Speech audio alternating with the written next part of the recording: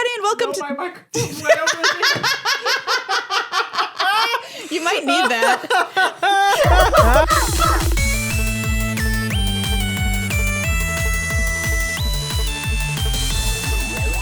Hey everybody, and welcome to the Upkeep for Monday, May 23rd, 2022. That's right, it's all of the magic news you need in 10 minutes or less. And we're kicking off the show with big news from this past weekend from the new Capenna Championship. That's right, Jan Merkel took the whole thing down. Congratulations to Jan. 16 years after his first Pro Tour win in Kobe. Wow, it's unbelievable. That was the first tour he ever played in his life, and he won it. And he won it. Just casual win it. He's been on a tear recently, though, really too. Has. So congratulations to him. He played Jeskai Hinata in Standard and Rakdos Arcanist in Historic, which were both just kind of like under the radar decks. Totally. No one was out here being like, these must be the best decks in the format. No way. Jan Merkel himself was a little bit under the radar all weekend. Never quite at the top of the standings, but just snuck right on up there. Creeping on up. Yeah, he's been doing great. So last year at the World Championship, he got third. Yeah. He qualified for the World Championship again at this event by making the top 6. So he's just like, he's having a resurgence. He's having a moment. He really is. He defeated Simon Nielsen on Esper mid-range in the finals. Esper Nielsen. Simon Nielsen also had a great run this weekend. Totally. Was jamming out to music the whole time, which was very fun to watch. He came in with a big goal of making it to Worlds, which he also did. Yeah. So congrats to him too, and to the rest of this top 8. Yeah, so the top 8 was played, which was played with Standard. David Inglis, he was at the top of the standings all weekend. One of the 2 undefeated players at the end of day 1. He played Jeskai Storm. Mike Sigrist, congrats to Siggy for making the top 8 here. Played Grixis Vampires. Yeah. Shota Yasuoka, hello. Yep. Hall of Famer, came with Jund mid-range. Very strange choice for Shota. Yes. Zachary Keeney was on Esper mid-range. Hisamichi Yoshigoe was on Naya mid-range. And the story was also one of the stories of the weekend.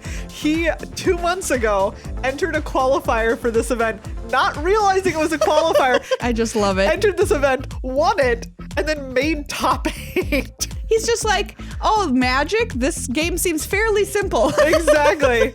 He made top 4 even. He went on a real run all weekend. So congratulations to him. Yeah. Really, really delightful story there. And to Carl Serap, who was on Judd mid-range. So talking about the World Championship and Jan making it, and of course the top 6 players of this tournament making it, it's now set. 32 players have been locked in. Yeah. Going to the World Championship this October. Yeah, super exciting. October 28th through 30th. Yes. Is what we've heard. Where TBD, or TBA, I should say. Yeah. To be announced where it's going to be held. It's not going to be one of these virtual tournaments anymore. Wow. Goodbye virtual tournaments for now. I know. We signed off and we said goodbye to doing virtual tournaments, which we'd done for the past 2 years. Yeah. And it was really wild to think about where we started doing these virtual tournaments. Oh my goodness. Not being able to hear each other. Internet was potato for the announcers. It was a disaster at the start. And then here we go, last show. And it was like everything went so smoothly from the broadcast standpoint. Wow. That, and now they're going away. Back to real life. Back to tabletop. All right, next up, Commander Legends Battle for Baldur's Gate previews are in full swing. This set releases on June 10th. The pre-release is June 3rd through 5th. It is a set that's designed to be drafted, so you're going to be wanting to hit up some in-store events for this. Yeah, it sounds super, super fun. We've got a preview card, by the way. We're going to show it to you on Wednesday, so make sure you're following us at GLHF Magic on Twitter. Yeah. The mechanics for the set have also now been revealed. Yeah, first we have Background, which is similar to the partner ability. This is a new enchantment type that gives your commander a bonus and can act as a second commander. Wild. So that means it can have a different color identity from your main commander. It starts in your command zone and it's affected by the commander tax. So it must be allowed by your other commander card having background. Otherwise, you can also just play these background cards in your deck as normal if you don't have a commander card that allows for background. Yeah, so for example, a new commander that has background is Volo Itinerant Scholar, 2 and a blue for a 2/3 human wizard. When he enters the battlefield, create Volo's Journal, a legendary colorless artifact token with hexproof, and quote, whenever you cast a creature spell, note one of its creature types that hasn't been noted for this artifact. Already strange. 2 tap, draw a card for each creature type noted for target permanent you control named Volo's Journal, but at the bottom, most importantly, it has choose a background. Yeah. One of these background examples, Cultist of the Absolute, a single black for a legendary enchantment background. Commander creatures you own get +3/+3 and have flying, death touch, ward, pay 3 life, and at the beginning of your upkeep, sacrifice a creature. Cool. Yeah. So if you've got Volo and Cultist of the Absolute as your pair of commanders, quote unquote, in your deck, yes, the rest of your cards, the 98 other ones, can be both blue and black. Next up is Initiative, which is similar to Monarch. You want it because whenever you take initiative, you venture into the Undercity, which is a new dungeon. We'll get to that in a second. You then also venture at the beginning of your upkeep if you have the initiative. And there are a couple of cards in this set that get better if you have it.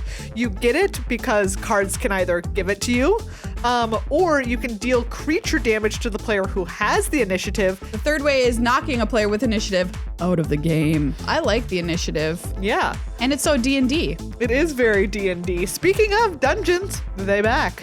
I love this. I love the dungeon mechanics so much. And this Undercity dungeon looks really, really cool. Yeah, so you can't venture into this dungeon unless you are, quote, venturing into the Undercity. Okay. Which some cards will specifically say. All right.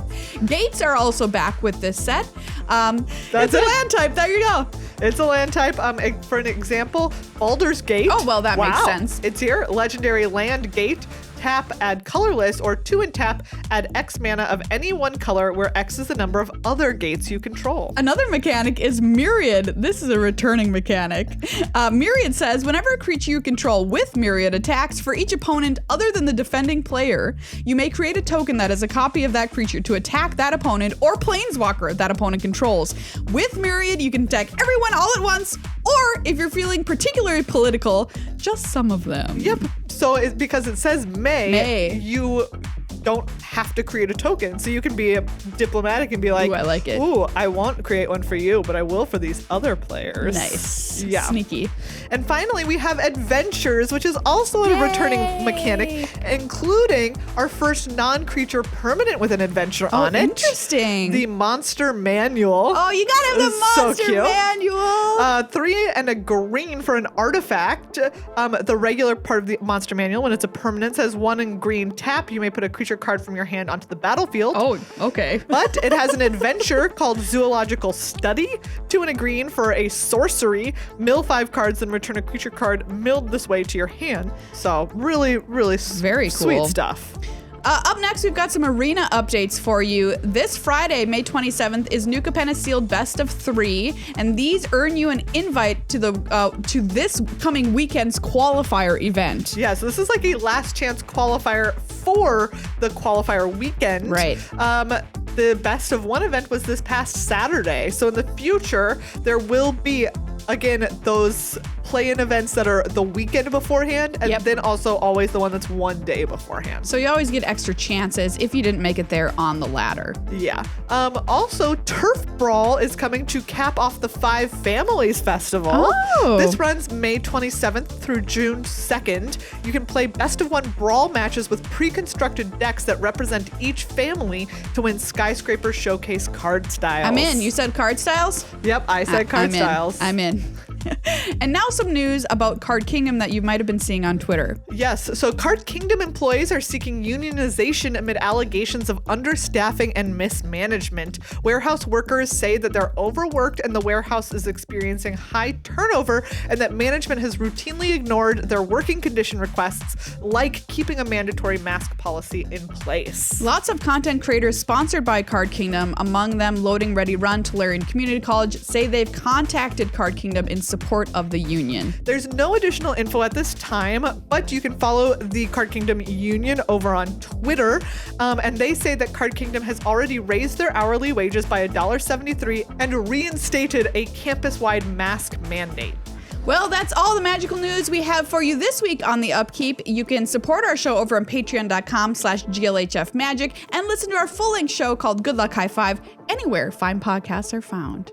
Good luck, high five!